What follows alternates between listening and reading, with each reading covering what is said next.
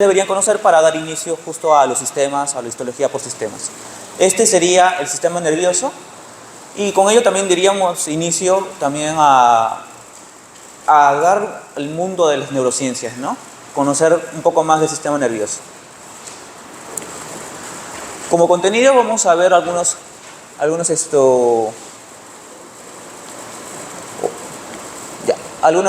fundamentos, algunas introducciones respecto al sistema nervioso y el tejido nervioso, así como también vamos a ver sobre la neurona como principal componente, como principal elemento, así como también la neuroglia, ¿no? Que sería su acompañante no tan relevante en algunos libros, pero que sí es muy importante en aspectos fisiológicos.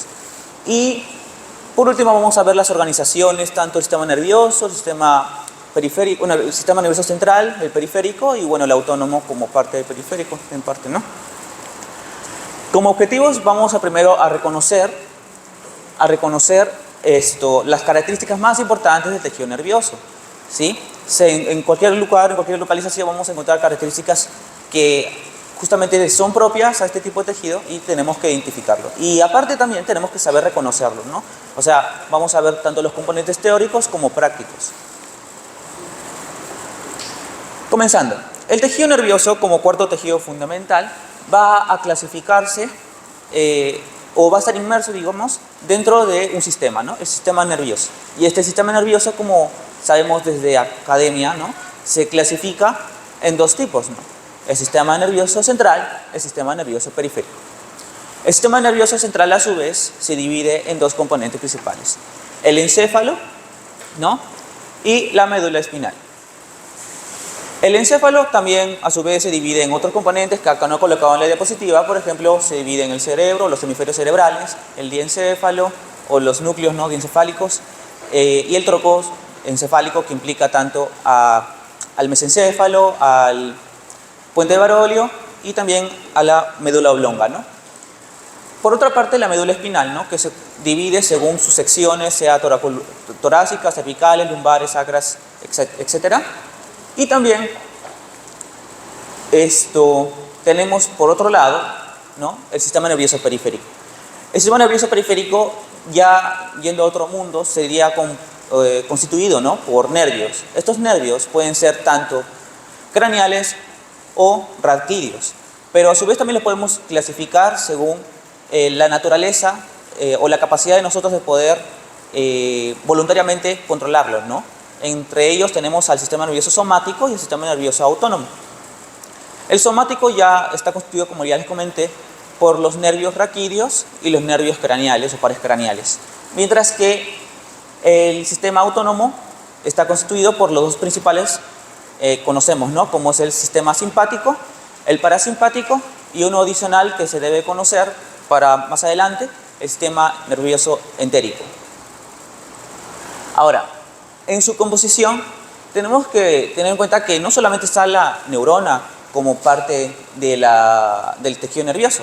Hay que tener en cuenta que esta neurona va a estar involucrada para su supervivencia con la neuroglia, ¿no? La neuroglia, que lo componen los astrocitos, los oligodendrocitos, la microglia, las células ependimarias, etcétera, etcétera, van a funcionar como ese soporte nutricional y también funcional para la célula nerviosa, porque de por sí no puede nutrirse por sí sola porque no está en contacto con un vaso sanguíneo la neurona, ¿no? Es indefensa.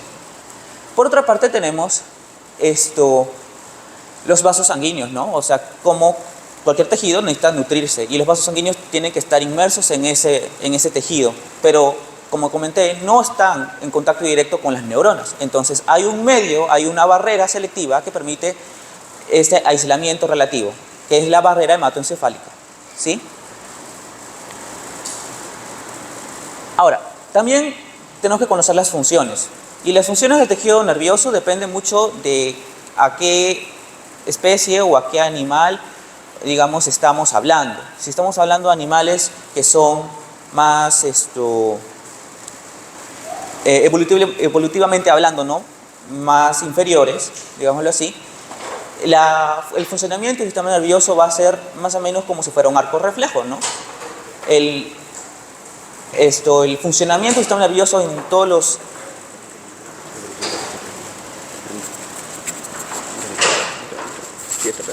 Ya.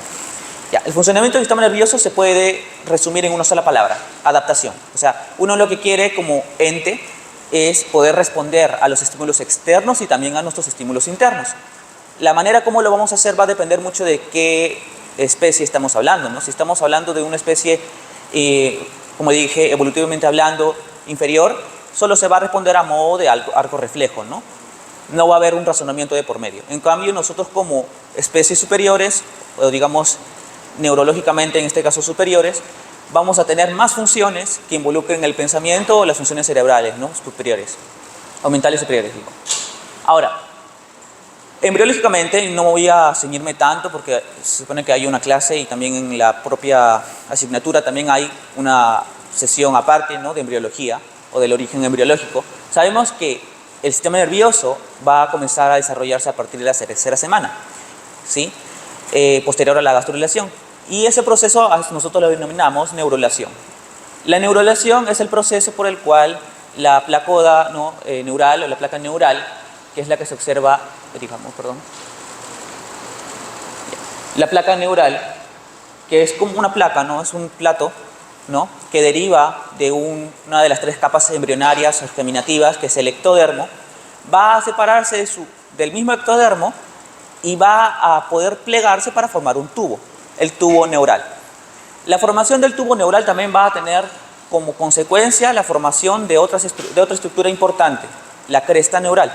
Entonces, los derivados de la neurulación van a ser la cresta neural y el tubo neural. Este tubo neural va a ser el responsable de la formación del sistema nervioso periférico en su mayoría.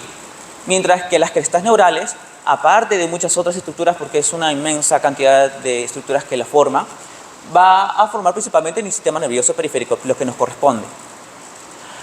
El ectodermo no solamente forma el sistema nervioso, también como parte de su ectodermo superficial de revestimiento va a tener una función para la formación de la piel o para la formación del cristalino, para la formación de otras estructuras que en buena o mala medida pueden estar relacionados con el sistema nervioso y que ya no nos compete ahora. Ahora sí, la neurona como unidad funcional del sistema nervioso se va a clasificar bajo dos parámetros. Uno es el parámetro funcional y el otro es el parámetro anatómico histológico, digámoslo así. Según los parámetros funcionales, según los parámetros funcionales, se va a dividir en tres tipos que ya conocemos: las neuronas motoras, las neuronas sensitivas y las interneuronas. Las neuronas motoras, sea de componente somático o sea de componente autónomo, van a estar encargadas de la motilidad. Puede ser el movimiento, como en el caso de nuestras extremidades, puede ser en el caso del movimiento de los órganos internos, por ejemplo la peristalsis. La neurona sensitiva, por su parte, va a estar encargada de la recepción de información del exterior. Puede ser dolor, puede ser temperatura, puede ser presión o tacto, ¿no? Los otros órganos sensitivos, sensoriales, sea la vista, sea el olfato, sea el equilibrio, todos ellos van a estar involucrados este tipo de neuronas. Y por último, las interneuronas, que no van a tener una función ni motora ni sensitiva. Por tanto, va a tener como función mediar entre ambas, porque directamente una neurona motora y sensitiva no necesariamente van a estar conectadas. Ahora, por sus evaginaciones. ¿Qué son las evaginaciones? Son las prolongaciones que salen de esa neurona, que nosotros conocemos como dendritas y el axón. Principalmente de la dendrita, principalmente del axón, vamos a poder clasificarlos, ¿no? Tenemos cuatro tipos principales, o usualmente se clasifican en tres, pero hay una adicional. Tenemos a la neurona multipolar. Multipolar viene de múltiples polos, o sea que presenta múltiples evaginaciones, en este caso en forma de dendritas. Estas dendritas, este tipo de neuronas van a estar presentes principalmente a nivel de la médula espinal, por ejemplo, o a nivel del cerebro, o a nivel del cerebelo, por ejemplo, formando parte de la propia motoneurona. Ahí tenemos que dar hincapié que las motoneuronas, que son las neuronas motoras somáticas, las que nosotros podemos controlar voluntariamente, van a estar conformadas por este tipo de neurona, ¿no? La neurona multipolar. También otro tipo de neuronas que vamos a ver más adelante en las diapositivas, como las células piramidales, que están a nivel de la corteza cerebral, o por ejemplo las células de Purkinje, que están a nivel de el cerebelo o la corteza cerebelosa, también van a estar compuestas por este tipo de neuronas. Después tenemos a las bipolares. Las neuronas bipolares son mucho más raras que las multipolares. Estas van a estar asociadas a ciertos órganos sensoriales. No todos. Por ejemplo, tenemos a la vista, tenemos al olfato y tenemos al equilibrio, ¿no? O sea, estamos hablando del nervio vestíbulo coclear o octavo par, ya lo van a ver en anatomía. O también tenemos al par 2, que es el nervio ocular, ¿no? Por otro lado tenemos, óptico, perdón, ocular no, óptico. Por otro lado tenemos a la neurona pseudo-unipolar, o simplemente le llaman unipolar, aunque está mal dicho, pseudo-unipolar, que evolutivamente proviene de la neurona bipolar. Esta pseudo-unipolar solo se encuentra en lugares bien, digamos, puntuales. La más característica de las que ustedes tienen que recordar son a nivel del ganglio dorsal, o sea, al costado de la médula espinal, donde se supone van a tener que receptar sensaciones, ¿no? Provenientes de nuestra piel, ¿no? Van a llegar, antes de llegar a la médula, hay un ganglio, que es una bolita. Ese ganglio va a contener varias neuronas o cuerpos neuronales somas que son de este tipo, pseudo-unipolares. Entonces, las neuronas pseudo-unipolares característicamente están presentes para la sensación, digamos, proveniente de la piel, ¿no? Por último tenemos a las anaxónicas. Como regla general, las neuronas pueden tener una o más dendritas, pero solo pueden tener un axón. Pero hay algunos casos donde no hay axón, y son las anaxónicas, o sea, sin axón. Estas solo están ubicadas a nivel de la retina. ¿Tienen alguna función? ¿Son inútiles? No, no son inútiles. Tienen una función mediadora para el control del impulso nervioso entre las neuronas contiguas, las que sí van a tener axón en este caso. Ahora, hablando de la composición, sabemos que la neurona se compone de tres partes principales: cuerpo o soma, dendritas y el axón. Suficiente, eso no hay más, nada que teleodendrón. Teleodendrón proviene del axón, ¿sí? El soma o cuerpo va a ser el lugar donde está ubicado el núcleo, pero no solamente está característicamente, es característico por la presencia del núcleo, que es lo que principalmente podemos observar, ¿no? Por ejemplo, en la imagen, perdón, estoy confundiendo. No. Ya. Como podemos observar acá, este es un soma. Lo principal que podemos observar es el núcleo. El núcleo es toda esta zona clara, central. Acá también se observa bien grande. Dios mío. Ya. Bien grande acá, con su núcleo que le llaman un núcleo eucromático. Eso quiere decir que es un núcleo que está levemente descondensado, porque requiere que constantemente se esté replicando ese material genético para la formación de proteínas. Va a tener en su interior un nucleolo bien prominente, ese puntito, bien prominente, puede tener uno o más. Además, podemos observar que alrededor del núcleo va a contener múltiples estructuras, organelas importantes, ¿no? Para la producción de componentes celulares, por ejemplo las mitocondrias, por ejemplo el retículo endoplasmático, por ejemplo el Golgi-soma, el aparato de Golgi, etcétera, etcétera, etcétera.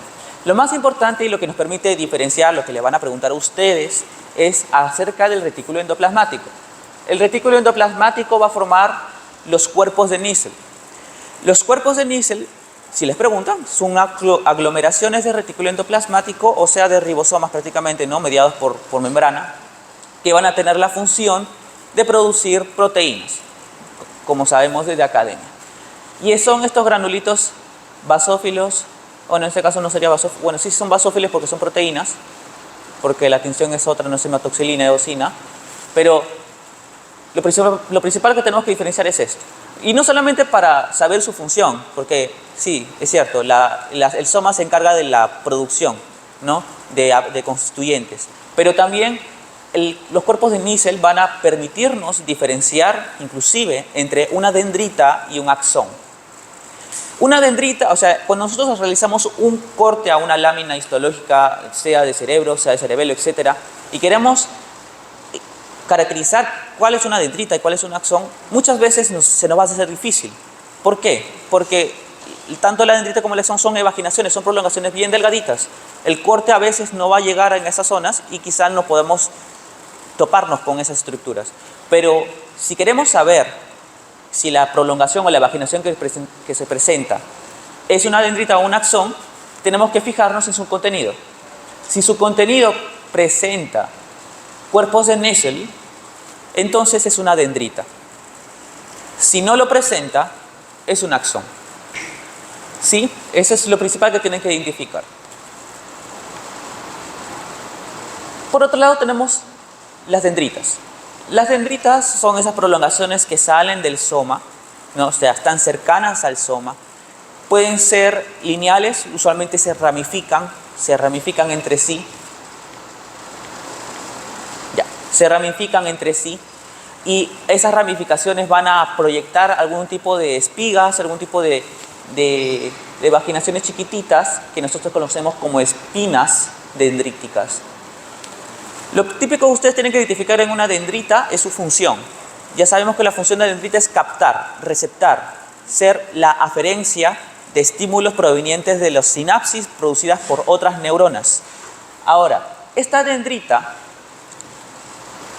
morfológicamente podemos decir que es un poquito más grande que el axón, aunque parezca contradictorio porque usualmente los grafican como el axón grande y las dendritas chiquititas como si fueran filamentos. Realmente las dendritas son más grandes, ¿sí? Son más grandes, son mucho más ramificadas, más gruesas, ¿sí? Ahora, como había comentado, la dendrita, característicamente en la histología, tiene que presentar los corpúsculos de Nissl en su base. O sea, no en toda su ramificación, en su extensión van a presentar estos corpúsculos, solo al nivel de su base, ¿sí? Y por último tenemos al axón. El axón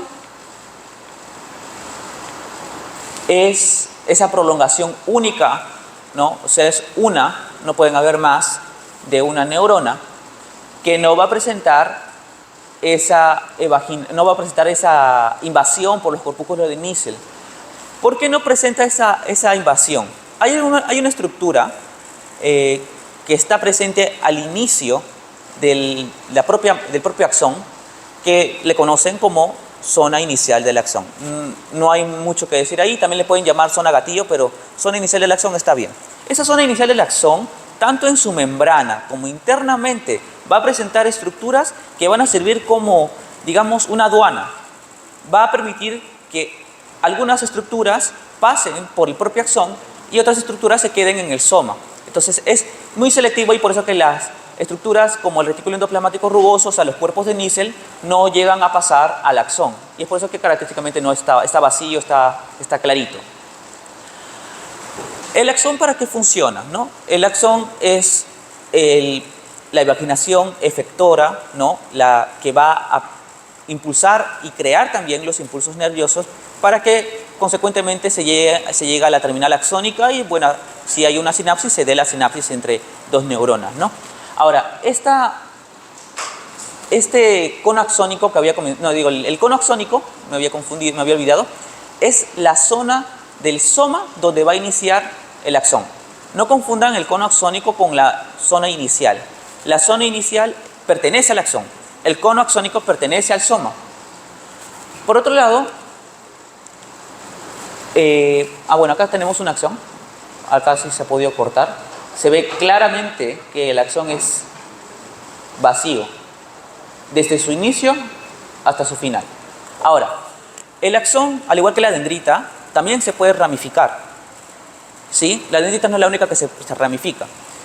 A las ramificaciones distales, o sea, las que están al final del axón, nosotros las conocemos como telodendrón. El telodendrón son esas ramificaciones. Y esas ramificaciones que son como digamos, borlas, ¿no? Como borlas, van a terminar en un chuponcito. A ese chuponcito le conocemos como terminal axónica. Ese terminal axónica o botón, ¿no? Botón axónico, lo que va a contener son vesículas. ¿Pero para qué tiene vesículas? Esas vesículas van a contener los llamados neurotransmisores, que son los responsables de poder dar la sinapsis, ¿no? Ahora, las vesículas usualmente o también se pueden producir a nivel del telodendrón, al nivel del botón axónico, pero originalmente se tiene que producir a nivel del soma, porque el soma es el centro productor de las constituyentes de la propia neurona. Entonces, ¿cómo del soma puede pasar al telodendrón esas vesículas?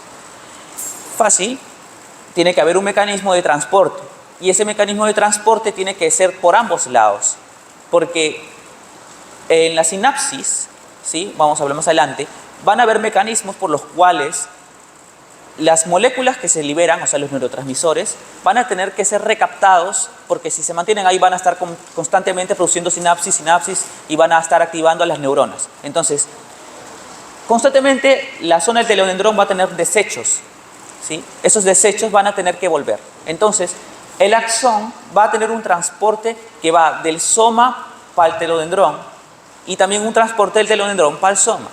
Dicho de otro modo, hay un transporte anterógrado y un transporte retrógrado. El transporte anterógrado que se produce en el axón está mediado por una molécula, la cinesina. El transporte retrógrado está producido por otra molécula, la dineína. Son conceptos moleculares, lo sé, pero eso es muy importante que lo conozcan, ¿sí? Al menos de nombre. Ahora sí, vamos a hablar de la sinapsis. La sinapsis es el fenómeno donde se da la unión entre dos neuronas. Las neuronas, de por sí, usualmente nosotros tenemos el imaginario de que una sinapsis se produce entre una dendrita y un axón, pero no es el caso en todos los ejemplos, ¿no? Por ejemplo, tenemos las sinapsis axodendríticas, que son las que nosotros conocemos entre axón y dendrita. Tenemos las sinapsis axosomáticas, donde hay sinapsis entre un axón y el propio soma, o sea que el propio soma puede receptar por si acaso. También están las terminales axoaxónicas, o sea que entre un axón y otro axón hay sinapsis, también existen esos casos, que son los principales que deben conocer.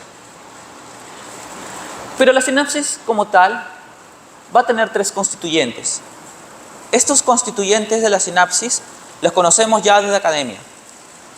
Componente presináptico, sinapsis, postsináptico, ¿no? Eso es lo que nosotros conocemos.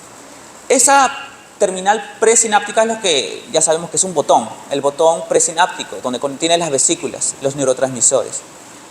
La zona postsináptica o la neurona postsináptica va a ser la zona donde va a contener a los receptores, ¿no? Porque un neurotransmisor necesita de su receptor para poder activarse, pero también necesita de los medios para poder destruir ese neurotransmisor y no se mantenga en la zona.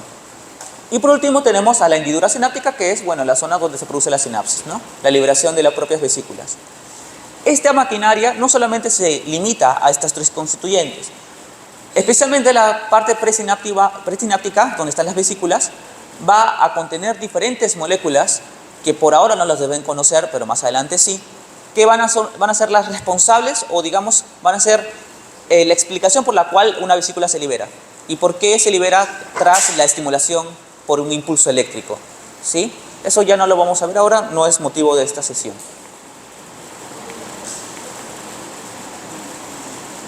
Ahora, ya terminamos con la neurona, lo más importante. Ahora sí vamos a empezar con la neuroglia. La neuroglia, como había comentado, es la responsable de la supervivencia de la neurona. La neurona por sí sola no puede, ¿sí? Trabaja, pero no puede mantenerse solo. Entonces, la neuroglia, según donde lo veamos, va a tener diferentes constituyentes celulares. Puede ser en el sistema nervioso central o en el sistema nervioso periférico. En el sistema nervioso central vamos a tener 4 células principales. Tenemos a los astrocitos, a la microglia, a los oligodendrocitos y al epéndimo. No ependimocitos, el epéndimo. Ahorita vamos a ver por qué. Los astrocitos. Los astrocitos son los más abundantes dentro de la microglia, inclusive como microglia como tal, es mucho más abundante que la neurona. Pero dentro de la propia microglia, los más abundantes son los astrocitos. Su mismo nombre menciona cómo es de forma. Parece un astro, parece un sol, porque presenta muchas prolongaciones, ¿sí? Y estas prolongaciones, como están de verde, van a mediar entre dos estructuras, una neurona y un vaso sanguíneo. Entonces, ¿cuál es la función principal que les van a preguntar del astrocito? El sostén, el soporte de la neurona, tanto estructural como nutricional, porque como está en contacto con el vaso va a poder captar selectivamente los nutrientes que van a poder ingresar al propio sistema y van a poder ser captados posteriormente por la neurona. También, por tanto, el estar en contacto con el vaso sanguíneo va a aislarlo. Y ese aislamiento nosotros lo conocemos como barrera hematoencefálica, ¿sí? Por último, y no lo coloqué en la diapositiva, el astrocito tiene una importancia mucho más allá del solo el soporte. También media que el medio interno de la neurona se mantenga tal y como está. Si la neurona libera algún tipo de toxina o algún tipo de desecho, el astrocito va a tener que recaptarlo. Si la neurona libera neurotransmisores que han salido en exceso y ya no lo pudo recaptar la propia neurona, el astrocito tiene que encargarse de recaptar esos neurotransmisores. Si el astrocito encuentra algún tipo de toxina que pasa, también va a tener la necesidad de recaptarlo para evitar que la neurona sea dañada, sea lesionada.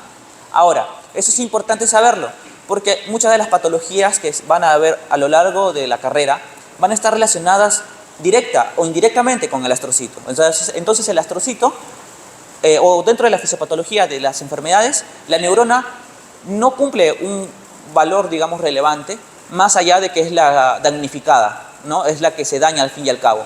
Pero los responsables, tanto de poder provocar una enfermedad, como también de mediar que no ocurra, son la microglia y en este caso el astrocito. Ahora, digo la glia, ¿no? La neuroglia. La microglia, por su parte, es una glia que no forma parte embriológicamente del sistema nervioso, sino que proviene de los monocitos, que son células que están circulando en todo nuestro torrente sanguíneo y que dan lugar a lo que ustedes van a ver más adelante como sistema fagocítico, ¿no? El sistema fagocítico compone fagocitos, ¿no? O sea, macrófagos y muchos otros nombres raros que incluyen a la microglia. La microglia va a encargarse de responder ante las amenazas que lleguen al medio, ¿no? Por ejemplo, un patógeno, ¿no? Sin embargo, esta microglia usualmente está asociada o se les va a ver asociada con iniciar fenómenos de inflamación, fenómenos donde la célula va a comenzar a llenarse de agua, digamos, el medio va a llenarse de agua, va a aumentar de temperatura, etcétera, etcétera, que va de uno u otro modo a ser contraproducente para la neurona. Al fin y al cabo, la damnificada, como digo, es la neurona. Entonces, la microglia a veces ayuda, a veces incluso puede llegar a empeorar la situación de una patología. La oligodendroglía o los oligodendrocitos, por su parte, son los encargados de producir la vaina mielina. La producción de vaina mielina difiere mucho, si estamos hablando del sistema nervioso central o periférico, no solamente por la célula que lo produce, sino también de la forma.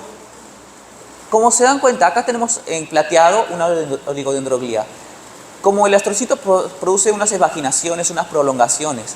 Estas prolongaciones van a dirigirse hacia los axones y se dan cuenta que un oligodendrocito puede llegar a producir vaina mielina a varias neuronas. Eso no se produce en el sistema nervioso periférico. Vamos a verlo por qué. Por último tenemos al epéndimo. El epéndimo es una capa, un revestimiento, no confundirlo con un tejido epitelial porque parece epitelial pero no lo es originalmente nervioso, que va a estar compuesto por dos tipos de células, las células ependimarias y los tanicitos. Las células ependimarias van a ser, y los tanicitos prácticamente tienen el mismo origen, es el mismo linaje, ¿sí?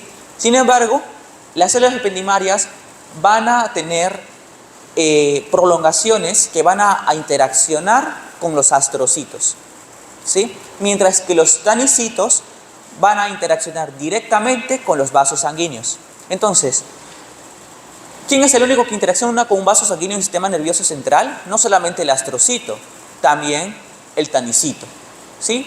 Sin embargo, no formaba la barrera, por si acaso. Característicamente, este epéndimo, como dije, es un una capa de revestimiento que va a tener forma cúbica, ¿sí? Y bueno, acá no se observa muy bien, pero va a tener acá sí se observa, unas prolongaciones apicales que son microvellosidades, ¿sí? ¿Cuál es la importancia, aparte de revestir la zona de los ventrículos cerebrales o los ventrículos encefálicos y también a nivel del canal ependimario? También sirven como productores de líquido cefalorraquídeo.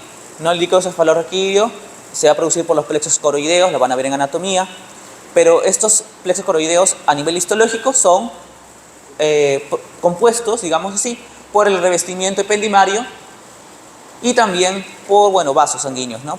Porque de algo va a salir el líquido cefalorraquídeo.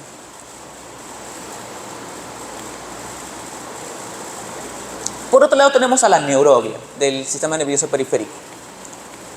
Esta solo está compuesta por dos tipos de células. No solamente conocemos la célula de Schwann, ¿no? La célula de Schwann, que es la que produce la mielina en el sistema nervioso periférico, a diferencia del oligodendrocito, lo que va a hacer es envolverse directamente como célula sobre el axón. Lo va a enrollar y a medida que se enrolle va a ir produciendo la vaina y mielina. Como vimos en la diapositiva previa, el oligodendrocito genera proyecciones que puede llenar de vaina y mielina varias axones, varias neuronas, pero la célula de Schwann solo lo puede hacer a una. Esa es una de las características más importantes. Pero no solamente está la célula de Schwann, también tenemos a la célula satélite. Y acá también hay que recordar, acá la célula de Schwann también no solamente va a tener una función de producir vaina y mielina, va a tener una función homóloga a lo que se ve como en el astrocito. Va a mediar el medio interno, va a hacer que el axón, ¿sí? El axón vaya a tener un medio interno adecuado para el impulso nervioso. Pero la célula de Schwann no está en todo el sistema nervioso periférico, solo está en los lugares donde hay nervios. Entonces, los otros componentes del sistema nervioso periférico que nosotros conocemos como ganglios van a tener otros componentes que van a ayudar no a producir vaina y mielina, sino a mediar el medio interno. A eso se le llama célula satélite. La célula satélite es la encargada de justamente mediar el medio interno o hacer que el microambiente sea lo más normal para la célula, para los nervios o digamos, para la neurona. Y usualmente acá, mira, este es un ganglio raquídeo. Acá no está esquematizado las células periféricas, pero sí podemos observar los somas neuronales. Sí, y estos somas neuronales producen sus prolongaciones. Esto es una neurona pseudounipolar, típica de los ganglios dorsales.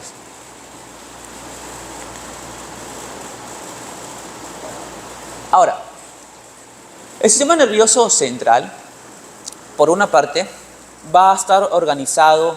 Es cierto que le hemos clasificado en encéfalo, médula espinal, etc. Pero histológicamente no lo vamos a ver así. Histológicamente tiene una organización esas neuronas. Las neuronas van a estar presentes como núcleos o como capas. Como núcleos o como fascículos. Los núcleos van a ser esas acumulaciones de somas neuronales, a nosotros lo que conocemos como sustancia gris. Esta sustancia gris va a estar formando núcleos, o sea, bolitas llenas de esas somas neuronales, pero que van a estar inmersos, no están completamente juntitas, tienen que estar inmersos en una matriz en donde van a estar descansando sus dendritas, sus axones, etcétera, etcétera. A esos lo denominamos neurópilo. En el sistema nervioso central hay dentro de la sustancia gris, por si acaso, va a estar los somas neuronales y el neurópilo, es lo que tienen que recordar. Ahora, aparte de los núcleos, la sustancia gris va a estar constituyendo capas. ¿Dónde vemos capas? por ejemplo, en la corteza cerebral, en la corteza cerebelosa. Estas capas, y también a nivel, bueno, no como, tanto como capas, sí, pero a nivel de la médula espinal, también vamos a observar estos osomas en este tipo de láminas, en donde vamos a observar una distribución dependiendo del tipo de órgano que estemos observando. ¿Ya? Vamos a verlo más adelante. Pero por otro lado también están los tractos. Los tractos, también llamados fascículos, muchas veces la terminología en este tipo de tejido puede diferir mucho en si es sistema nervioso central periférico, pero en este caso los tractos o haces o fascículos también se van a repetir en el sistema nervioso periférico, por si acaso, y a veces se pueden tomar indiferenciadamente. Pero los tractos van a ser asociados a la sustancia blanca. La sustancia blanca, que son prácticamente axones, van a estar organizados por este tipo de tractos. Acá obviamente es un corte transversal, pero en la médula espinal se supone que es una cuerda larga, va a estar compuesta por tractos. Y eso en neuroanatomía es muy importante que lo identifiquen.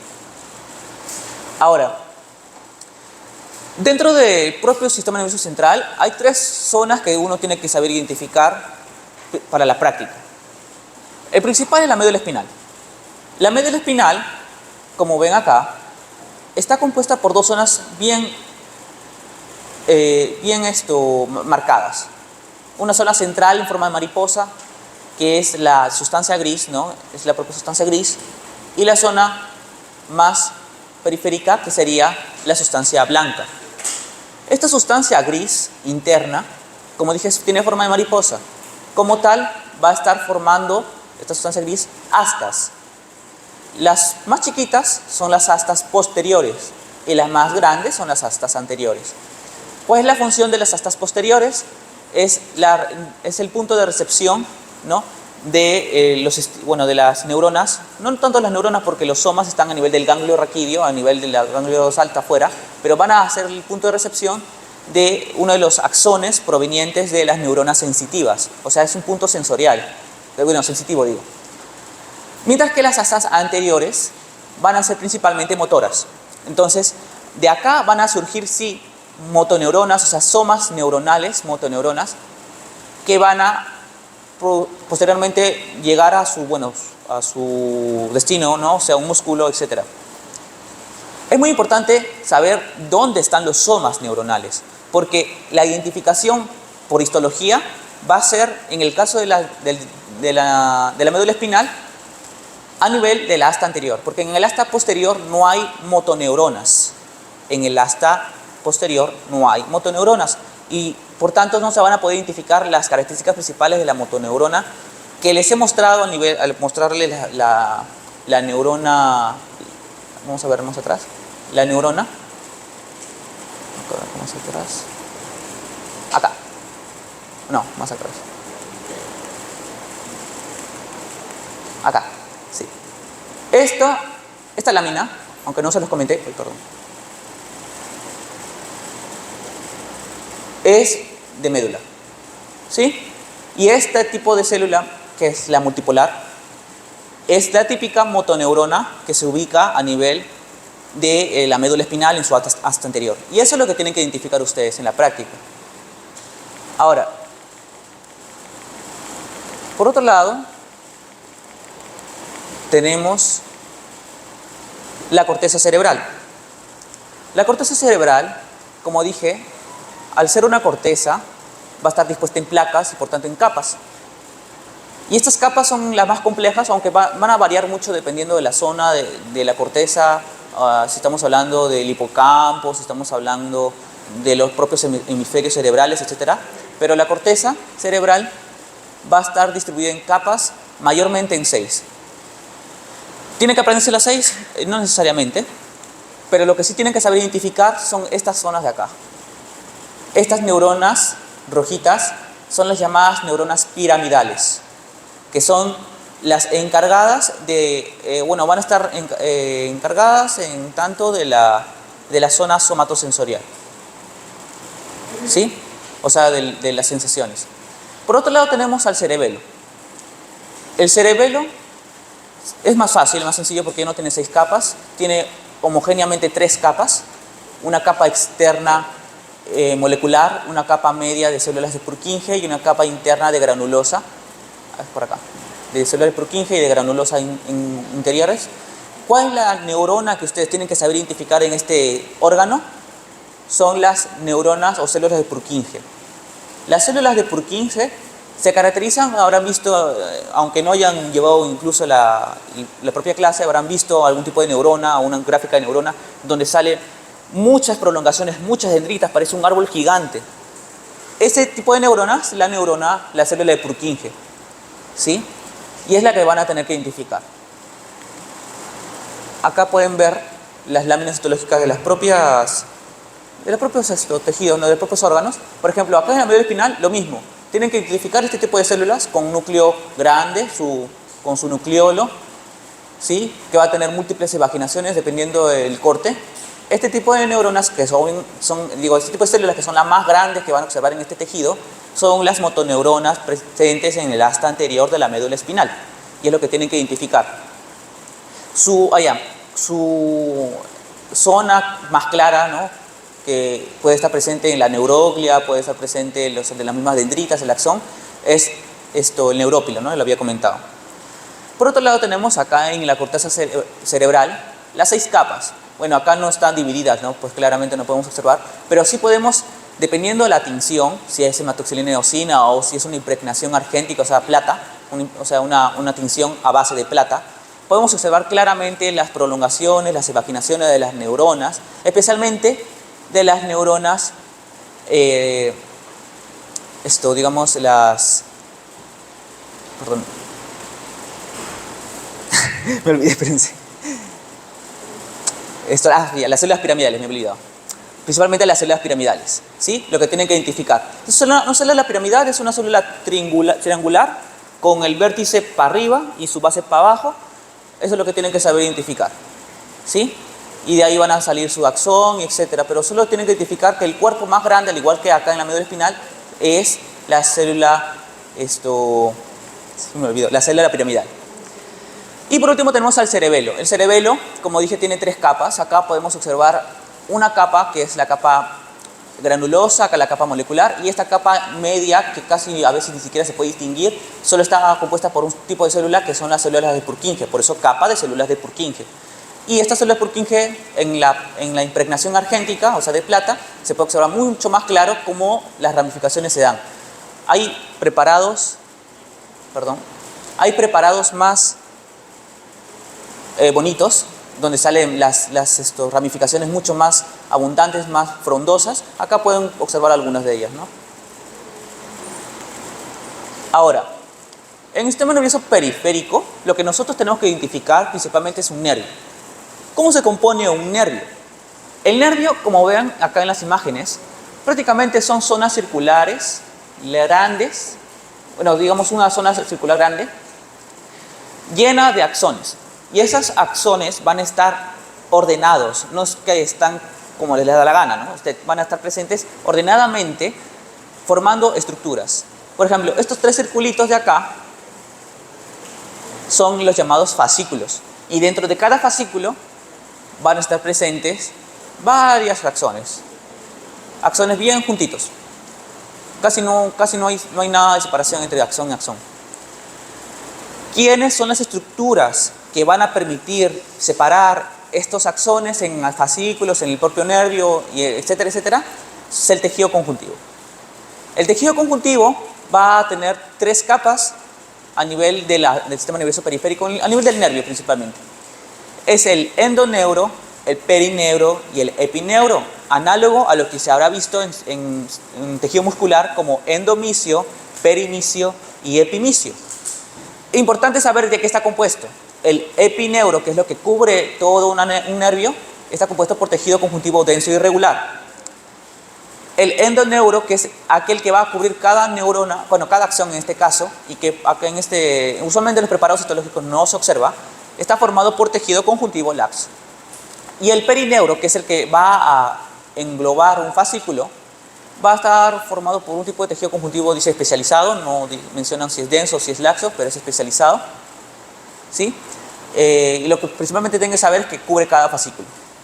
Ahora, El sistema nervioso periférico no solamente se compone de nervios, y a su vez los nervios también, como van a ver de nuevo en neuroanatomía, y en los diversos capítulos de anatomía, en plexos, en ramas, etcétera, en raíces, también va a estar compuesta por ganglios. ¿Qué son los ganglios? Son también, al igual que los núcleos, son acumulaciones de somas. Porque en el sistema nervioso periférico tienes que tener neuronas que alberguen sus somas, y esos somas unidos van a estar formando un ganglio. Estos ganglios pueden ser sensitivos, pueden ser motores, pueden ser autónomos, como en el caso del sistema nervioso autónomo, pero principalmente van a estar compuestos por somas, y esos somas, como no están con la célula de Schwann, lo que tiene que tener alrededor son las células satélite. Y esas células satélite que había comentado son también de la neuroglia, que ayudan al microambiente, etc. Mientras que en el sistema nervioso, en los nervios, tenemos a la célula de Schwann que va a permitir ese microambiente adecuado para el axón, ¿no? Es lo que tienen que saber.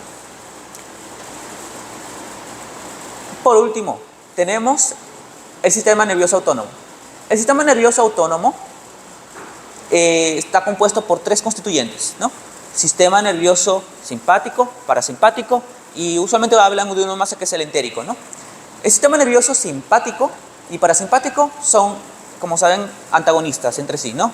Uno va a encargarse de los mecanismos de huida o de ataque, y el otro va a estar encargado del reposo, de la relajación del cuerpo. Y cada uno va a tener una función según el órgano al que estemos hablando. También tenemos que saber que la disposición de las neuronas o de los somas neuronales van a depender mucho de qué sistema estemos hablando.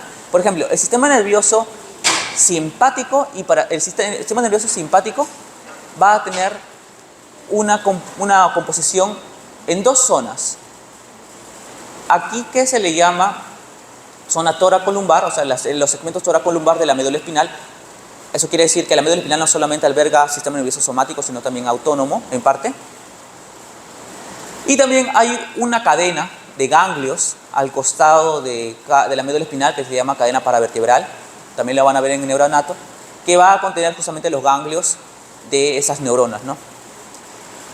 Esta es la ubicación típica del sistema nervioso simpático. El parasimpático, por su parte, va a tener dos zonas en la médula, dos zonas en el sistema nervioso central donde va a iniciar, a nivel del tronco encefálico y a nivel sacro. Es importante saber la zona porque según el daño, a qué nivel se puede producir un tipo de patología, algún tipo de disfunción, disautonomía le dicen clínicamente. Eso lo tienen que conocer. Por otro lado también, la formación de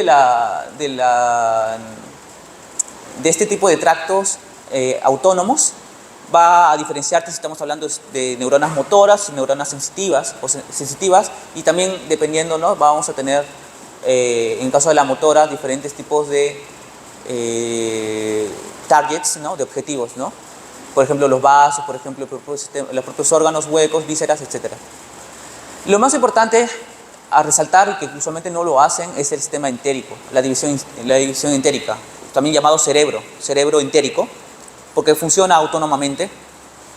Esta división entérica va a estar compuesta o va a estar ubicada en un tubo digestivo y va a tener dos principales constituyentes. Tenemos a los plexos submucosos y a los plexos mientéricos, ¿no? Ya lo van a ver en tracto gastrointestinal, no se preocupen. El plexo submucoso, también llamado plexo de Meissner, y el otro, el plexo mientérico, que es el llamado plexo de Auerbach.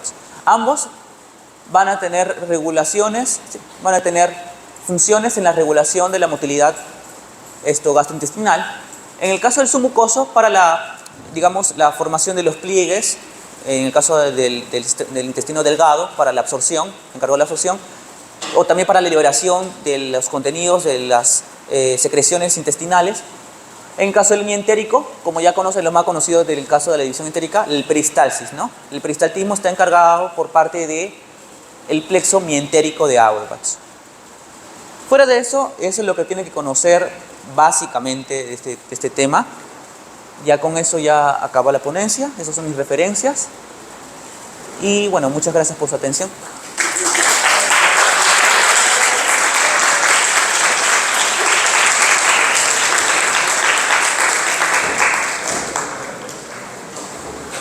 ¿Alguna duda, pregunta, consulta, queja?